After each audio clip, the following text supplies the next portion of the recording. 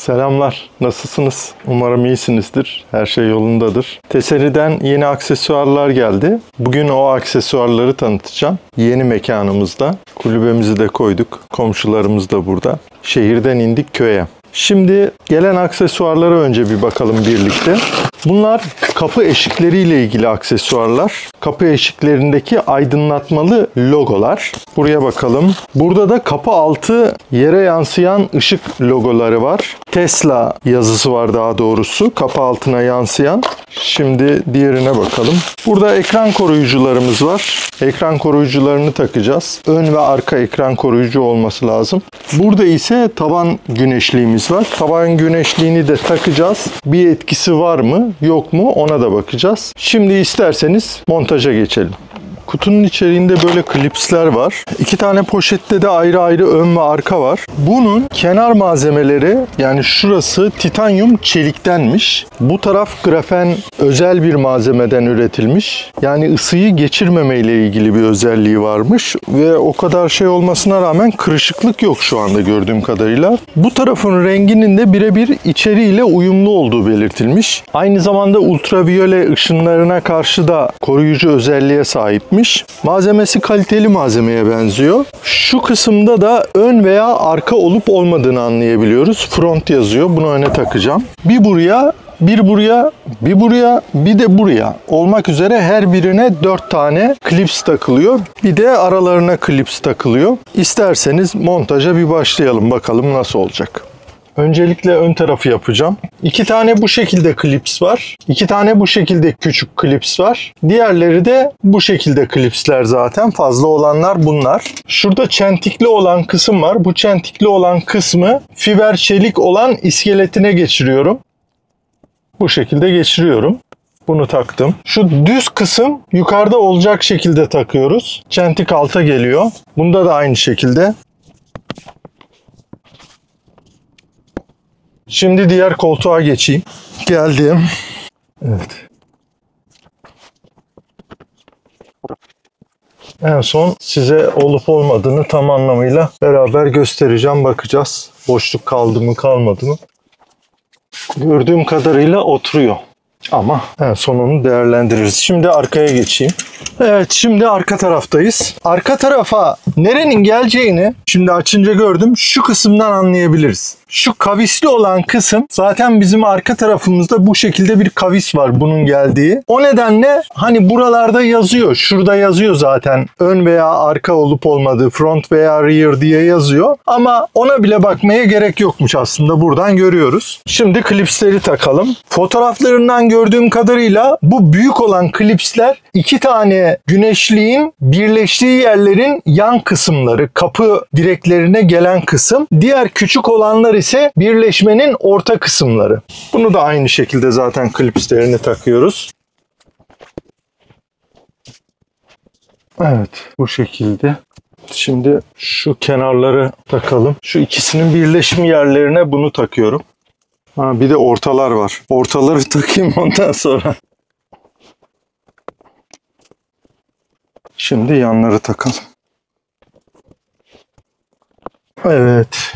Şimdi taktık. Bakalım, kontrol edelim. Son kontrollerimi yapıyorum. Tam ortalara getireyim bunları. Evet. Klipsleri de taktık. Şimdi size son halini göstereyim. Teseri'nin tavan güneşliklerini taktım. Şimdi tavan güneşliklerine bir bakalım. İçeriden de göstereceğim tek tek. Kapatayım bagajı. Şimdi araca bindik. Şimdi bakalım. Kenardan itibaren ön taraf bu. Ön tarafta hiçbir boşluk kalmadı. Bu tarafa bakalım. Şimdi arkaya geçelim. Evet, şimdi arkaya geçtim. Ortadan bir bakalım. Bakın ortada, şurada birleşme yerinde hafif köşede bir üçgen var. Fakat bunu klipsle doldurmuşlar. Yani bu sizi rahatsız eder mi, etmez mi onu bilmiyorum. Bunu siz değerlendireceksiniz. Bu şekilde burası. Ortası bu şekilde. Ortada hiçbir boşluk yok.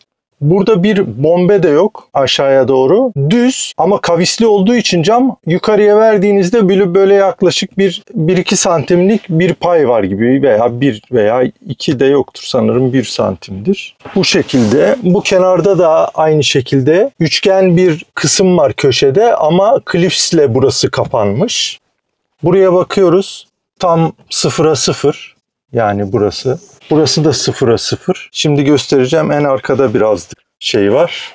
Açıklık var. Onu göstereceğim. Burada da aynı şekilde 0'a 0. Burası da 0'a 0. Şurada yani belki 1 milim falan. Şurada da o şekilde. Ama bu zamanla oturur mu? Veya ben buraya klips taktım. Klipsi çıkarsam daha mı iyi olur? Onu bilemedim. Ama ben hani burada bir esneme olmasın diye bu klipsi taktım. Klips ileri itiliyor. İleri itildiğinde biraz daha şey oluyor. Ama sonuçta çok yani minimal bir şey. Yani 1 milim falan yani onu söyleyebilirim. Rahatsız edecek bir boşluk değil. Tamamen bu şekilde kapattı. Şimdi ekran koruyucularımızı takalım. Bu şekilde içinden hem ön hem arka çıkması lazım bakalım. Evet hem ön hem arka çıkıyor. Bu şekilde silme ve sonra kabarcıkları alma için bir plastik spatula var. Büyük ekran için olan bu şekilde. Şimdi şu silme bezinin bir tanesini açalım. Ekran temizleme moduna gelelim. Bu şekilde bir bezi var. Toz alma yapışkanları var. Toz varsa eğer. Şimdi ıslak şey. Bu arada klimayı kapatalım. Klimayı kapattık. Ekran temizleme kısmına gelelim. Ekran temizleme moduna geldik. Şimdi kuruluyoruz. Şu şekilde çıkarıyoruz en baştakini. Tam zaten bu şekilde oturuyor. Bu şekilde çıkarıyoruz. En üstte şey var onu da alacağız.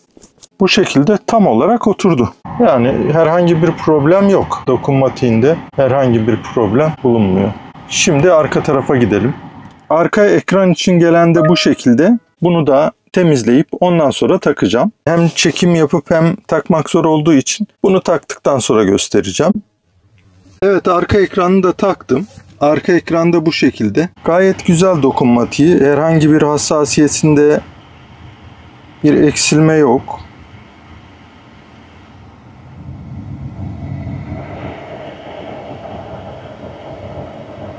Evet. Yani bu şekilde bunun ekran hassasiyetinde herhangi bir sıkıntı yok gördüğüm kadarıyla. En son hepsini değerlendireceğim zaten. Şimdi ise sıra aydınlatmalı kapı eşiklerine geldi. Bunların içinde kurulum kılavuzunu da gösteriyor. Bir kısa olanlar var, bir de uzun olanlar var. Kısa olanlar zaten buraya göre değil, arkaya göre. Uzun olanlar ise öne göre. Şimdi size önemli bir ayrıntıyı söyleyeceğim. Takmadan önce pilleri test etmeniz gerekiyor. Bunun için de üzerinde şurada jelatinin üzerinde bir mıknatıs var böyle. Küçük bir mıknatıs. Şu şekilde. Onu göstereyim size. Bu şekilde bir mıknatıs var. Bu mıknatısı kaldırıyoruz. Bunları ilk önce hepsini test ediyoruz. Sonra takıyoruz. Burası için eğer arttırıcı bir yapıştırıcı isterseniz koymayı içinden çıkıyor şu şekilde arttırıcı bir yapıştırıcı. Bu arttırıcı bir yapıştırıcıyı da kullanabilirsiniz. Ayrıca yedek malzemeler var. Onları da ek olarak kullanabilirsiniz tampon olarak. Arka taraf çünkü Model Y yazısı olmadığı için biraz oturmasında boşluklar kalabilir. O boşluklar kalması halinde siz arttırıcı yapışkan veya ek tamponlar kullanabilirsiniz. Ama arka taraf için istemeyebilirsiniz de. O size kalmış bir şey. Çünkü arka tarafta Model Y yazısı yok bizim araçlarda. Ama bunu ek olarak ben istemiştim, göndermişler. Şu şekilde bu tarafa veya bu tarafa tutuyorsunuz. Bakın yandı. Fark ettiniz mi bilmiyorum. Tekrar tutayım sönüyor. Bakın mıknatıs bunu aktif hale getirdi şu anda. Şu anda yanıyor. Şu anda söndü. Kaldırıyorum. Bu testi yaptıktan sonra bu mıknatısların arka tarafında yapışkanı var. Kapının altına buraya denk gelen kısma yapıştırıyoruz. O onu aktif hale getirmiş oluyor. Siyah olanından değil, gümüş olanından istemiştim. Silver geldi. Şimdi onu yapalım. Öncelikle orayı temizleyeyim. Ondan sonra bunu yapalım. Artık herkeste bundan vardır zaten biliyorsunuz. Bu şekilde sildim. Zaten sıcaktı, hemen kurudu. Yapışkanların üzerindeki bantları çıkardım. En son jelatinini çıkaracağız. Bir de pilin tamponu var, onu çıkaracağız. Evet, gayet güzel oturdu. Üzerindeki jelatini de çıkarttım. En son denemesini yapacağız zaten.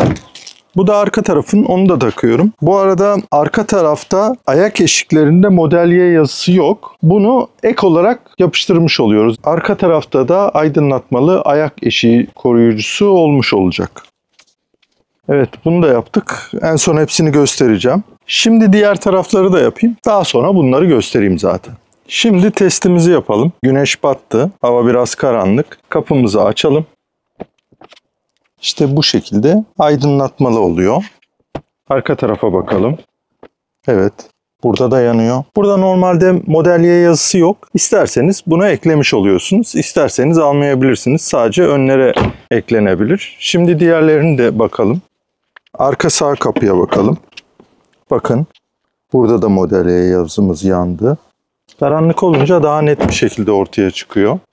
Şimdi ön kapıya bakalım. Evet, bakın burada da Model Y yazımızın aydınlatmalı bir şekilde yandığını görebiliyoruz. Burada nasıl sistem çalışıyor? Şimdi size onu anlatayım. Normal koşullarda bunu mıknatıs devreye sokuyor. Yani işte yedek mıknatıs da veriliyor. Şimdi onlarla deneyelim isterseniz. Şunlar mıknatıslar. Bakın mıknatısı koyduğumuzda ışığı sönecek. Yani kapı kapandığında mıknatıs oraya denk geliyor ve ışık sönüyor. Bakın buraya denk geliyor ve sönüyor. Mıknatısı çektiğimde yanıyor. Mıknatıs geldiğinde sönüyor. Bakın. Mıknatıs geldiğinde sönüyor. Dolayısıyla tam buraya denk gelen yeri kapının altına denk getirmeniz gerekiyor ve yapıştırmanız gerekiyor. Şimdi bakalım. Bakın mıknatısı oraya yapıştırdım. Bunu nasıl bulabilirsiniz? Şöyle bulabilirsiniz. Bu yuvarlağı buraya yapıştırıyorum. Tam onun denk geldiği yere yapıştırıyorum. Sonra bu mıknatısın yapışkanını kaldırdım. Bunu şuraya şu şekilde yaptım. Bıraktım. Bunun içi boş olmayanı da var. Yani yedek olarak verilmiş olan içi boş olmayanı da var. Onu da gösteririm. Bunu buraya koydum. Kapıyı kapattığımda zaten bu direkt yapıştı kapıya. Ama üzerindeki tarifte anlatırken şu şekilde anlatıyor. O jelatinin üstünde bu duruyor. Mıknatıs duruyor. Jelatinin üzerinden çıkartmadan önce bu yapışkan tarafı üst tarafta oluyor. Yapışkan tarafının kağıdını çıkarırsanız bunu zaten Model Y'yi buraya yapıştırdığınız için bu da burada durduğu için kapıyı kapattığınızda bu oraya yapışmış oluyor. Ama ben o şekilde yapamadım. Ben bu şekilde daha rahat yaptım. Aynı zamanda diğeriyle de yaptım. Onu da söyleyeyim. Onu da göstereyim. Yani diğeriyle daha kolay yaptım. Şurada bakın içi dolu olan da var bunun. Bunu ben buraya yapıştırdım. Yani tam denk gelen yer var ya, mıknatısın denk geldiği yer, aktif olduğu yer burası bakın. Getiriyorum. Nerede sönüyor? Burada sönüyor bak. Çektiğimde aşağıya yanıyor. İleri ittiğimde sönüyor. Orayı tespit ettim ve oraya bunu koydum. Yapıştırdım altını çıkarıp. Sonra bunu tersten koydum. Yapışkanı üstte kalacak şekilde mıknatısı koydum. Kapıyı kapattığımda kapının altına bu mıknatıs yapışmış oldu. Ben o şekilde yaptım. Başka yöntemler de bulunabilir tabii ki. Bu şekilde mıknatısı aktif hale getirdim. Bütün kapılar için aynı şekilde. Yedekleri de veriliyor bu şekilde. Ayrıca şu şekilde yapışkanın daha güçlendirici bir malzeme var. Bunu sürerek de yapışkanın daha güçlü olmasını sağlayabiliyorsunuz. Şimdi karanlıkta tekrar bir kontrol edelim. Bu şekilde Model Y yazısı kapılar açıldığında aydınlatmalı bir şekilde kapı eşiği koruyucusu olarak aynı zamanda yanıyor. Bu şekilde. Ve şimdi geldik kapı altı Tesla yazısına, ışığa. Bu alttaki kapının altındaki ışığı sökeceğiz. Yerine onun soketini çıkarıp bunun soketini takacağız. Böyle normal bir kontrol kalemi veya benzeri bir şeyle o ışığın altında tırnağın olduğu taraf var. Şimdi onu gösteririm. Oraya hafiften bunu sokup çıkarınca tık diye çıkıyor zaten. Sonra onun soketini çıkarıp bunun soketini takacağız. Ve bunu aynı şekilde o ışığın yerine ışığı söküp çıkartmış olacağız. Bunu takacağız. İsteyenler bunu tamamen aracın enerjisini kapatıp içeriden gücü kapat diyerek yapabilir. İsteyenler bu şekilde soketi takıp çıkararak da yapabilir dikkatli bir şekilde. Ben sadece göstermek için şimdi kamerayı alacağım. Şimdi size onu göstereyim. Buradan hafiften içine sokuyorsunuz. Bakın girdi. Çok hafiften bu çıt diye çıkıyor zaten kendi. Bakın çıktı. Bu çıktı. Bunun soketini çıkaracağız ve diğerini buraya tık diye aynı şekilde yerleştireceğiz. Şurada bir tırnak var. Bu tırnak yağ ile. O tırnağın bulunduğu soket şuraya giriyor. Şimdi bakın göstereyim. Ben takayım. Bakın şurada bir tırnak var. Çok hafif böyle tırnağa dokunuyorsunuz. Yani yaylı tırnak. Yaylı tırnağa dokunuyorsunuz ve çıkıyor zaten soket. Şuraya girmiş olan soket. Oradan çıkarıyoruz. Sonra bizim soketimizi takıyoruz. Soketin tırnağının geleceği yerde şurası. Bu tırnak yaylı olduğu için zaten buraya tık diye oturuyor. Bakın ışığımız da burada yanıyor. Yani şu anda tırnak geçti. Sonra buradaki yerdeki yazıya bakıyoruz. Zaten düzgün bir şekilde bu şekilde oturuyor zaten de hani kontrol etmek açısından. Şuradaki Tesla yazısına bakıyoruz. Sonra önce arka tarafı, sonra ön tarafı ittiriyoruz. Şimdi oturmuş oldu. Bu tarzda plastik bir ayırıcı ile veya tornavida veya kontrol kalemi onunla da olur. Buradaki ışığın aparatın geldiği yerin en altına buradan takıyoruz bunu. Böyle hafif ittirdiğimizde çıt diye çıkıyor zaten. Kırılma olmuyor yani merak etmeyin çok zorlamayın ama zaten hani çıkıyor. Bakın soketin girdiği yer şurası. Zaten bunun ucunda hafif yaylı. Takacağımız da bu. Bakın bunda da aynı şekilde. Gireceği yer belli. Aynı. Şimdi ışıklı aksesuarları birlikte bir bakalım nasıl olmuş. İşte Tesla yazımız ve Model Y yazımız. Burada da aynı şekilde. İkisi bu şekilde.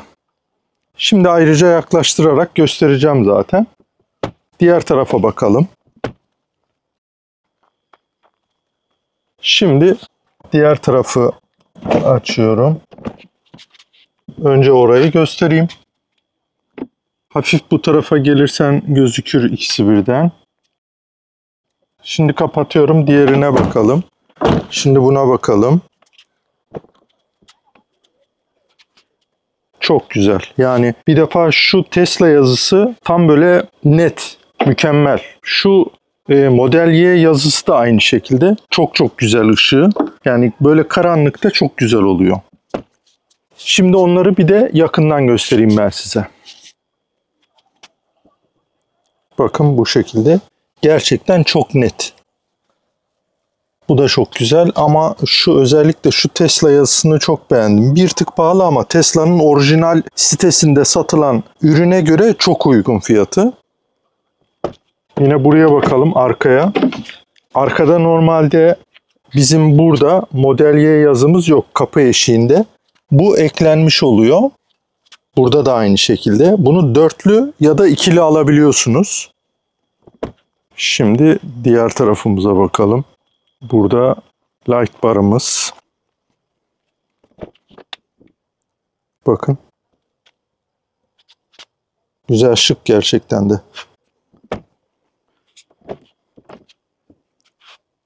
Çok özel bir ürün bence. Bu şekilde.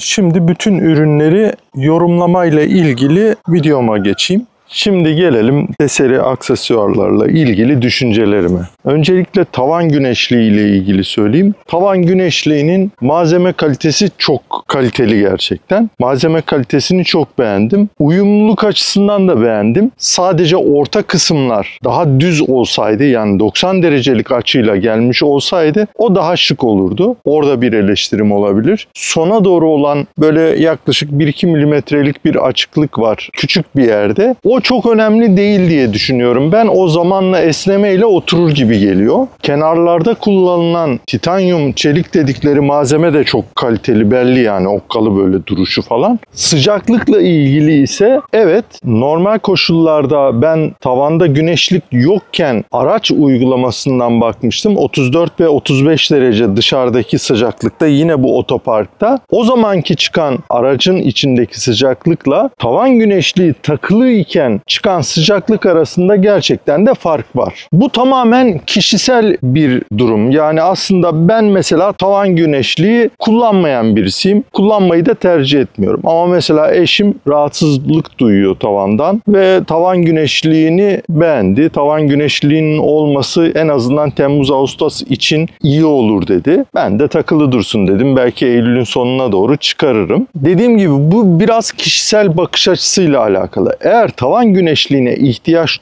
duyuyorsanız bu tavan güneşliğini öneririm. Güzel, yani malzemesi bir defa çok kaliteli dediğim gibi.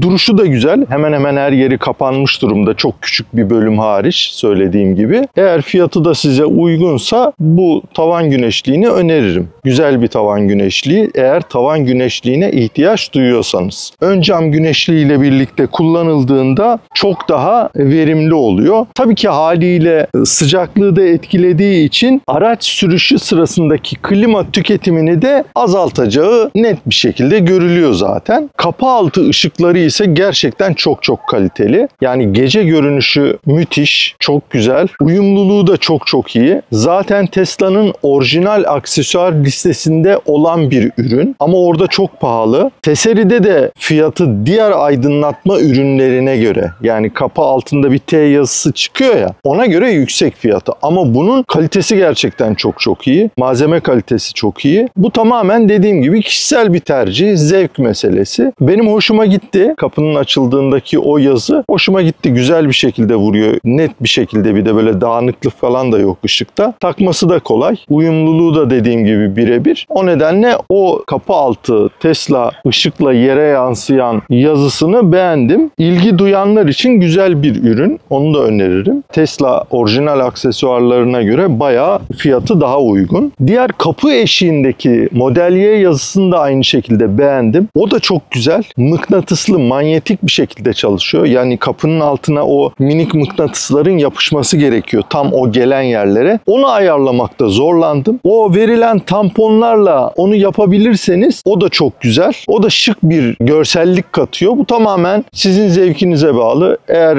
hoşunuza giden bir şeyse bu ışıklı ürünler, onu da öneririm. O da güzel. Ben gümüşünü seçmiştim. Silver'dı. Eğer siz hoşunuza giden siyahsa siyahını da seçebilirsiniz. Birebir siyah olanı da var. Ekran koruyucuları ile ilgili söyleyeceğim ise ekran koruyucuları gerçekten güzel. Kaliteli, dokunmatikleri rahat çalışıyor. Tesla'nın kullanım kılavuzunda ekranla ilgili garantide onu belirtiyor. Onu bilin. Yani garanti koşullarını etkiler diyor. İsteyen onu dikkate alır, takmaz. İsteyenler de benim gibi takarlar. Arka ekran koruyucusu ile ilgili bir eleştirim olabilir. Ön ekran koruyucusunu takmak çok kolay. Çünkü aparatıyla birlikte geliyor. Keşke arka ekran koruyucusu için de o şekilde bir aparat olsaydı. Diğer türlü tam böyle milimetrik yerleştirmek biraz zor olabiliyor. Yani çok böyle göz hassasiyeti gerekiyor. Onu da keşke o şekilde üretip o şekilde sunmuş olsalardı. Yani ambalajı, yerleştirme aparatı da olsaydı. Çünkü ön ekranın, ana ekranın takması çok kolay. Direkt yerleştiriyorsunuz zaten. O kendisi ayarlamış oluyor. Ekran koruyucuları ile ilgili görüşlerim de bu şekildeydi. Bu arada Tesseri'nin ürünleriyle ilgili daha önceden bana iletilen bütün aksaklıkları, şikayetleri ben ilgililerine iletiyorum. İlgilileri de bana yanıt olarak yazıyorlar. O yanıtları da ekrana koyarım. Örneğin işte bazı ürünlerin ağırlıklarından kaynaklı gümrükte sorun olduğu için gönderilemediğini belirtti bana yetkilileri. Onu da ben bana yapılan takipçilerin şikayetleri üzerine onlara iletmiştim. Onlar cevaben o şekilde söylediler ve paranın tamamının geri iletildiğini söylediler. O konuda da şikayetler olmuştu çünkü. Ama yine ben onlara şunu söyledim. Madem öyle bu ürün ağırlıktan dolayı gönderilemiyor Türkiye'ye gümrük yasal düzenlemeleri nedeniyle, o zaman o ürünü alışveriş sitenizde kilitlemeniz lazım. Yani Türkiye'den sipariş verilememesi lazım. Bunu da ilettim ve gerçekten bazı ürünlerini kilitlediler. Yani daha doğrusu Türkiye'den bazı ürünlere sipariş verilemiyor. Gümrükle ilgili sorular oluyor. 30 euro ile 1500 euro arasında gümrük vergisine tabi siparişler. Bu gümrük vergisini ve kargo bedelini firma üstleniyor. O nedenle orada bir tedirginlik duyacak bir şey yok. Bir de gümrük işlemleriyle ilgili TC kimlik numarasının muhakkak verilmesi gerekiyor. Bazı takipçilerden o soru da geldi. Hani TC kimlik numaramı vereyim mi de. Bu firmanın istediği bir şey değil. Bu Türkiye'de gümrük işlemleri sırasında yetkililerin istediği bir şey. Çünkü sizin TC kimlik numaranıza göre vergi işlemleri yürütülüyor, gümrük işlemleri yürütülüyor. Yine şikayet konusu olan şeylerden bir tanesi de arka bagaj yanlarının saklama kutuları ile ilgiliydi. Benim zaten o tanıtımımda görmüşsünüzdür. Sol tarafın yerleşmesi çok sıkışıktı. Zamanla o çentikli kısım oturdu. Ama iç kısmı yine de çok sıkışık. Dolayısıyla içeride hafif bir bomba oluyor köşede. Onu şimdi gösteririm. Ekrana koyarım. Fakat içine bir şey koyduğumda o tamamen tamamen yerleşiyor. Yani beni rahatsız etmiyor. Ama firmanın bunu muhakkak düzeltip göndermesi gerekiyor. Onu da ilettim. Bazı kullanıcılar zaten onu ilettiler. Dediler ki firma yenisini yollayacakmış. Orada seçenek olarak çünkü Alman fabrikası üretimi için diye seçenek var. O zaman Alman fabrikası üretimine uyumlu olması gerekiyor. Sağ taraf çok uyumlu. Sol tarafında aynı uyumluluğu göstermesi gerekiyor. Dediğim gibi ben çok rahatsızlık duymadım. Çok rahatsızlık duyulacak derecede bir uyumsuzluk değil ama muhakkak bence firmanın onu düzeltip doğrularını göndermesi gerekiyor sipariş verenlere. Başka iletilen mesajlar olursa sipariş numarasıyla birlikte bana iletildiğinde ben firmaya iletiyorum. Ama ben şunu özellikle söylemek istiyorum. Ben burada sadece ürünü incelemiş oluyorum. Firmaya dair bir taahhüt zaten sunamam. Yani öyle bir yetkim yok. Ben bir firma yetkilisi falan değilim. Ben bana gönderilen ürünler nasıl olmuş, olmuş mu, olmamış mı onu söylüyorum. Ama sonuçta karşılıklı bir güven oluştuğu için elbette ki firmaya şikayetler olduğunda ileteceğim. Ufak tefek sorunlar olmasına rağmen genel olarak Teseri'nin ürünlerinin kalitesinden büyük oranda insanlar memnun. Ben de onu görüyorum, yani kaliteli ürünler. Tabii ki yasal düzenlemeler nedeniyle gümrükle ilgili bazı sıkıntılar olabiliyor. Gecikmeler olabiliyor. Bana da ürünler mesela 35-40 günde gelebiliyor. Tesla'da da aynı şey geçerli. Yani Tesla'nın orijinal ürünlerini istediğinizde de çok geç gelebiliyor. Ben mesela mobil konnektör istemiştim. Çok geç geldi. 2 ay buldu neredeyse. Yapacak bir şey yok yani. Yani tercihlerinizi ona göre belirleyip karar vermeniz gerekiyor. Bunu da araya eklemek istedim. Beni izlediğiniz için teşekkür ederim. Tekrar görüşmek üzere. Kendinize iyi bakın. Sevgiler, selamlar.